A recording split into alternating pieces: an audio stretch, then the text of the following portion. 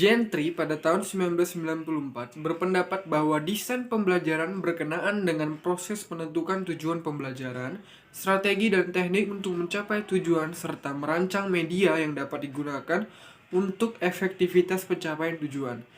Penerapan suatu desain pembelajaran memerlukan dukungan dari lembaga yang akan menerapkan, pengelolaan kegiatan, serta pelaksanaan yang intensif berdasarkan analisis kebutuhan. Definisi lain pembelajaran menurut para ahli. Yang pertama menurut Syaiful Sagala pada tahun 2005. Desain pembelajaran adalah pengembangan pengajaran sistematik yang digunakan secara khusus teori-teori pembelajaran untuk menjamin kualitas pembelajaran. Yang kedua menurut Sills dan Risey pada tahun 1994. Desain pembelajaran adalah prosedur yang terorganisasi yang meliputi langkah-langkah penganalisaan, perancangan, pengembangan, pengaplikasian, dan penilaian pengembangan. Yang ketiga menurut Dick dan Carey pada tahun 1992. Desain pembelajaran adalah mencakup seluruh proses yang dilaksanakan pada pendekatan sistem yang terdiri dari analisis, desain, pengembangan, implementasi, dan evaluasi.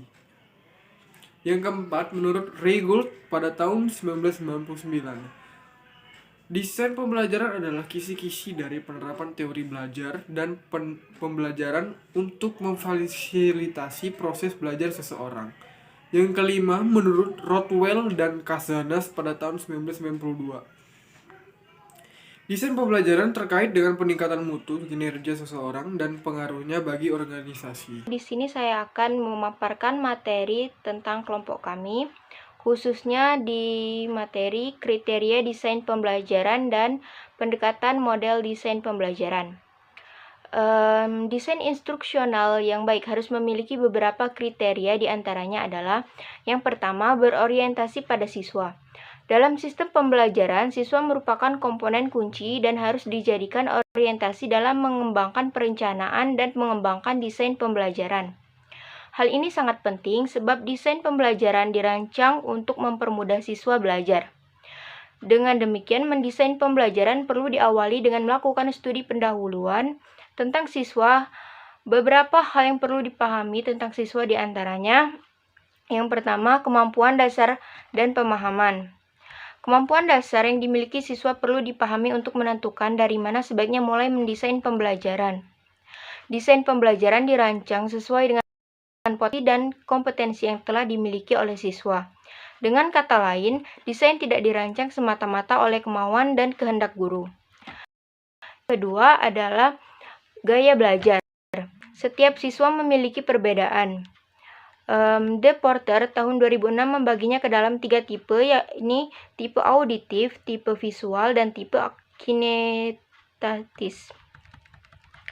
Yang kedua adalah berpijak pada pendekatan sistem. Sistem adalah satu kesatuan komponen yang saling berkaitan untuk mencapai tujuan.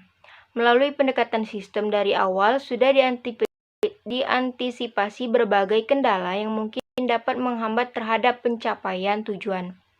Atas dasar itulah, maka pendekatan sistem dalam desain instruksional merupakan pendekatan ideal yang dapat dilakukan oleh para desainer pembelajaran. Lalu, kriteria yang ketiga adalah teruji secara empiris. Sebelum digunakan, sebuah desain instruksional harus teruji dahulu efektivitas dan efisiensinya secara empiris. Melalui pengujian secara empiris dapat dilihat berbagai kelemahan dan berbagai kendala yang mungkin muncul sehingga jauh sebelum dapat diantisipasi. Selain itu, melalui pengkajian secara ilmiah dapat meyakinkan para pengembang pembelajaran untuk menggunakannya. Syarat berkembangnya aktif mental adalah tumbuhnya perasaan tidak takut, takut ditertawakan, takut disepelekan, atau takut dimarahi jika salah. Oleh karena itu, guru hendaknya menghilangkan penyebab rasa takut tersebut, baik yang datang dari guru itu sendiri maupun dari temannya. Baiklah, sekian pemaparan dari saya. Apabila terdapat kata-kata yang kurang berkenan, saya mohon maaf. Saya akhiri, wabillahi taufiq wal hidayah. Wassalamualaikum warahmatullahi wabarakatuh. Yang akan membacakan materi. Hal apa yang harus diperhatikan saat melaksanakan pembelajaran aktif, kreatif, efektif, dan menyenangkan? 1. Memahami sifat yang dimiliki anak. Pada dasarnya, anak memiliki sifat rasa ingin tahu dan berimajinasi. Kedua sifat tersebut merupakan modal dasar bagi berkembangnya kedua sifat tersebut, yaitu rasa ingin tahu dan berimajinasi. Yang kedua, yaitu mengenal anak secara perorangan. Para siswa berasal dari lingkungan keluarga yang bervariasi dan memiliki kemampuan yang berbeda. Semua anak dalam kelas tidak terlalu mengerjakan kegiatan yang sama, melainkan berbeda sesuai dengan kecepatan belajarnya. Yang ketiga, memanfaatkan perilaku anak dalam perorganisasian belajar. Sebagai makhluk sosial, anak sejak kecil secara alami bermain, berpasangan, atau berkelompok dalam bermain. Perilaku ini dapat dimanfaatkan dalam perorganisasian belajar. Keempat, mengembangkan kemampuan berpikir kritis, kreatif, dan kemampuan memecahkan masalah. Pada dasarnya, hidup ini adalah memecahkan masalah. Hal ini memerlukan kemampuan berpikir kritis dan kreatif. Kedua jenis berpikir tersebut, kritis dan kreatif, berasal dari rasa ingin tahu dan imajinasi, yang keduanya pada diri anak sudah ada sejak lahir. Yang kelima, mengembangkan ruang kelas sebagai lingkungan belajar yang menarik. Ruang belajar yang menarik merupakan hal yang sangat disarankan dalam pembelajaran aktif, kreatif, efektif, dan menyenangkan. Selain itu, hasil pekerjaan yang dipajangkan diharapkan memotivasi siswa untuk bekerja lebih baik dan menimbulkan inspirasi bagi siswa yang lain supaya terciptanya ruang kelas sebagai lingkungan belajar yang menarik. Yang keenam, memanfaatkan lingkungan sebagai sumber belajar. Lingkungan merupakan sumber yang sangat kaya untuk bahan belajar anak. Lingkungan dapat berperan sebagai media belajar, tetapi juga sebagai objek kajian. Penggunaan lingkungan sebagai sumber belajar sering membuat anak merasa senang dalam belajar. Yang ketujuh, memberi umpan balik baik untuk meningkatkan kegiatan belajar. Mutu hasil belajar akan meningkat bila terjadi interaksi dalam belajar. Pemberian umpan balik dari guru kepada siswa merupakan salah satu bentuk interaksi antara guru dan siswa. Umpan balik hendaknya lebih mengungkap kekuatan daripada kelemahan si siswa. Yang kedelapan, membedakan antara fisik dan aktif mental. Aktif mental lebih diinginkan daripada aktif fisik. Sering bertanya, mempertanyakan gagasan orang lain, dan mengungkapkan gagasan merupakan tanda-tanda aktif mental. Itulah penjelasan dari saya, Muhammad Raihan Altarido. Wassalamualaikum warahmatullahi wabarakatuh. Selanjutnya adalah desainer pembelajaran. Desainer.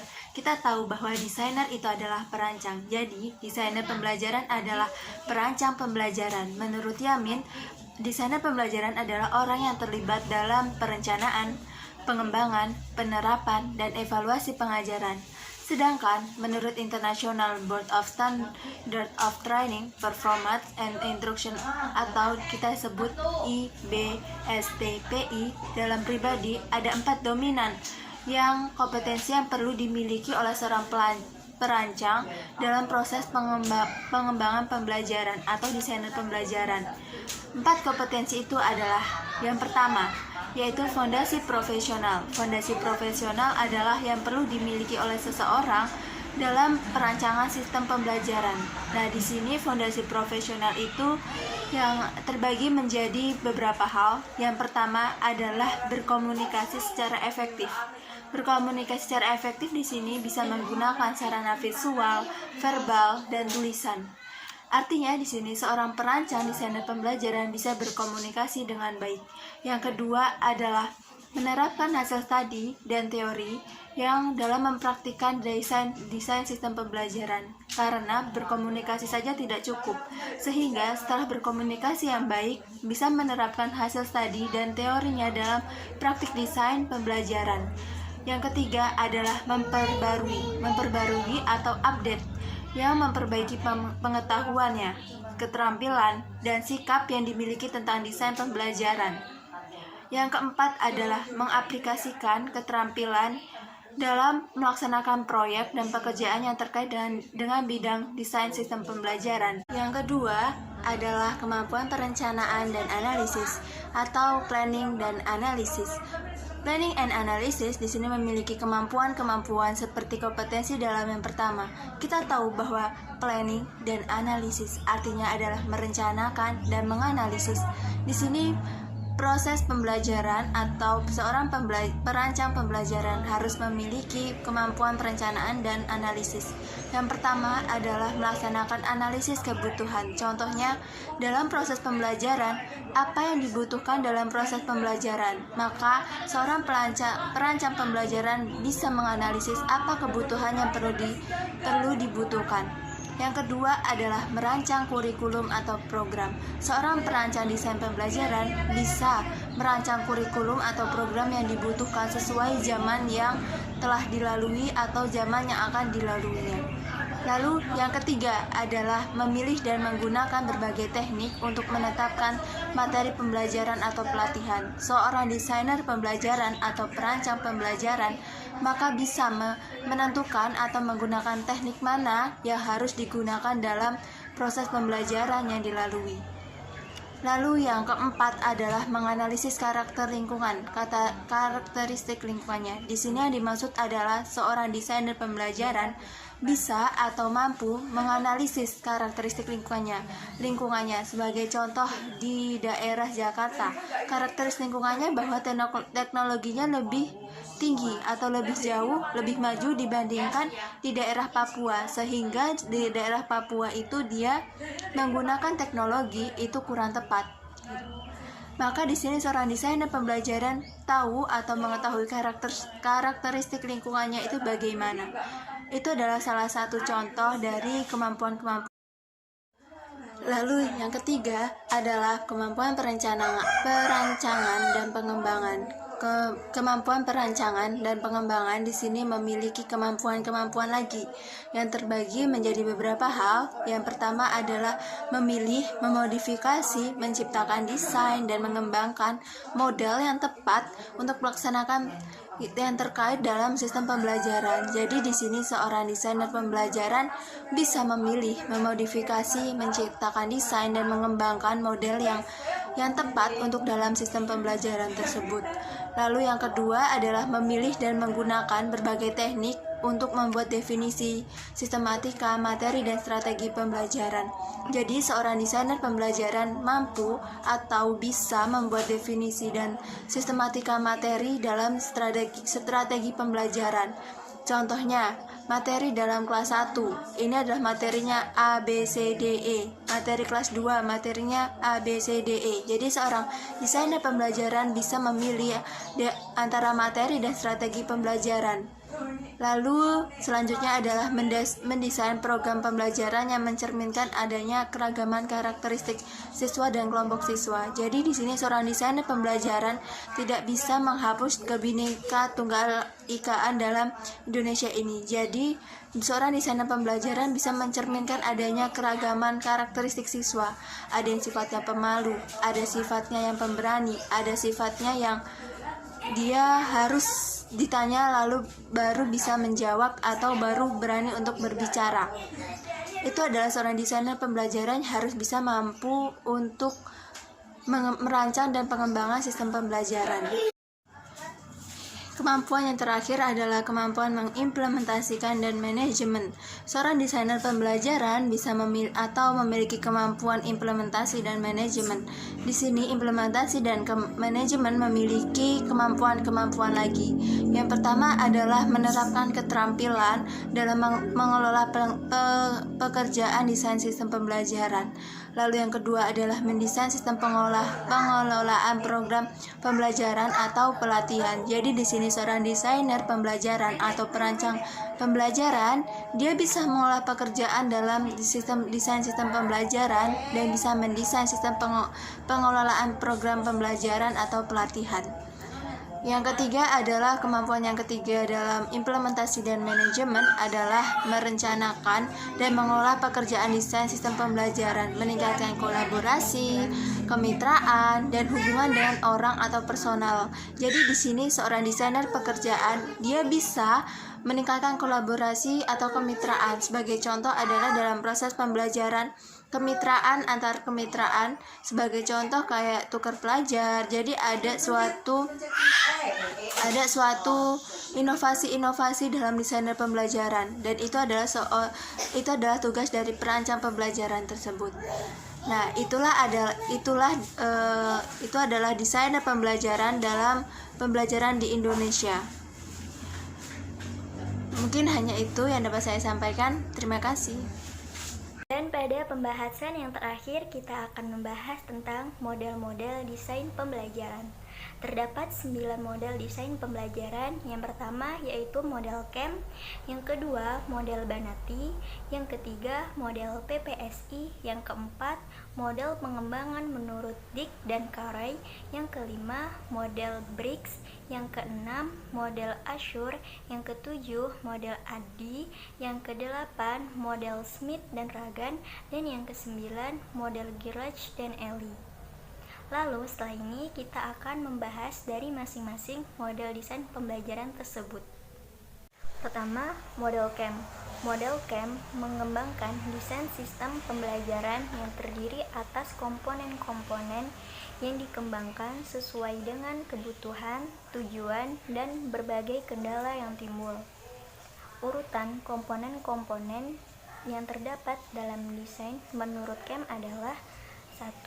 Hasil yang diinginkan, analisis tes mata pelajaran, tujuan khusus belajar, aktivitas belajar, sumber belajar, layanan pendukung, evaluasi belajar, tes awal, serta karakteristik dalam belajar. Model Banati. Model Banati ini memiliki penyusunan yang terdiri dari 6 tahap. Yang pertama, menganalisis dan merumuskan tujuan. 2. Merumuskan kriteria tes yang sesuai dengan tujuan yang dikehendaki. 3. Menganalisis dan merumuskan kegiatan belajar. 4. Merancang sistem. 5. Mengimplementasikan dan melakukan kontrol kualitas sistem. 6. Mengadakan perbaikan dan perubahan berdasarkan hasil evaluasi. Model PPSI atau prosedur pengembangan struktur instruksional. Model yang dikembangkan di Indonesia untuk mendukung pelaksanaan kurikulum 1975, di mana berfungsi untuk mengefektifkan perencanaan dan pelaksanaan program pengajaran secara sistematis bagi guru dalam proses mengajar. PSSI terdiri dari 5 tahap. 1. Merumuskan tujuan. 2. Mengembangkan alat evaluasi. 3. Mengembangkan kegiatan belajar pengajar. 4. Mengembangkan program kegiatan pembelajaran. Dan 5. Pelaksanaan program. Model pengembangan menurut Dick dan Carey. Menurut pengembangan ini, ada beberapa komponen yang harus dilewati. Pertama, mengidentifikasi tujuan pembelajaran, melakukan analisis instruksional. 3. Mengidentifikasi tingkah laku atau karakteristik siswa. 4. Merumuskan tujuan kinerja. 5. Mengembangkan tes acuan patokan. 6. Pengembangan strategi pengajaran. 7. Pengembangan atau memilih pengajaran. 8. Merancang dan melaksanakan evaluasi formatif. 9. Menulis perangkat. 10. Revisi pengajaran. Model Briggs. Pengembangan instruksional model Briggs ini berorientasi pada rancangan sistem dengan sasaran guru yang akan bekerja sebagai perancang kegiatan instruksional maupun tim pengembang instruksional yang anggotanya meliputi guru, administrator, ahli bidang studi, ahli evaluasi, ahli media, dan perancang instruksional. Model pengembangan instruksional Briggs ini bersandarkan pada prinsip keselarasan antara 1. Tujuan yang akan dicapai, strategi untuk mencapainya, dan evaluasi keberhasilannya. Berdasarkan pendapat Briggs tersebut, secara keseluruhan, model pengembangan instruksional dari Briggs terdiri dari langkah-langkah sebagai berikut. 1. Identifikasi kebutuhan atau penentu tujuan. 2. Penyusunan garis besar kurikulum atau rincian tujuan. 3. Perumusan tujuan. 4. Penyimpanan evaluasi hasil belajar. 5. Menentukan jenjang belajar. 6. Menentukan kegiatan belajar. 7. Pemantauan bersama. 8. Evaluasi formatif. Dan 9. Evaluasi sumatif. Model Azure. Model ini sama dengan model yang lainnya, yaitu untuk menciptakan aktivitas pembelajaran yang efisien dan efektif, khususnya pada kegiatan yang menggunakan teknologi. Langkah-langkah pada model Azure ini adalah melakukan analisis karakteristik siswa, menetapkan tujuan pembelajaran, memilih media, metode pembelajaran, dan bahan ajar, melibatkan siswa dalam pembelajaran, dan mengevaluasi dan merevisi. Model EDD. Model EDD ini adalah model yang paling sederhana dan mudah dipahami karena sesuai dengan namanya EDD, hanya ada 5 tahap dalam model ini. Yang pertama, analisis, design, development, implementation, and evaluation. Model Smith dan Ragan. Ada beberapa prosedur yang harus dilewati pada model Smith dan Ragan. Yang pertama, menganalisis lingkungan belajar, menganalisis karakteristik siswa, menganalisis tugas pembelajaran, menulis butir tes, menentukan strategi pembelajaran, memproduksi program pembelajaran, melaksanakan evaluasi formatif, merevisi program pembelajaran. Model Gerlach dan Ely. Model pengembangan instruksional yang dikembangkan Gerlach dan Ely ini memaksudkan untuk pedoman perencanaan mengajar. Menurutnya, langkah-langkah dalam pengembangan instruksional terdiri dari 1. Merumuskan tujuan instruksional. 2. Menentukan isi materi pelajaran. 3. Menentukan kemampuan awal peserta didik. 4. Menentukan teknik dan strategi. 5. Pengelompokan belajar. 6. Menentukan pembagian waktu. 7. Menentukan ruang. 8. Memilih media instruksional yang sesuai. 9. Mengevaluasi hasil belajar. Dan 10. Menganalisis umpan balik.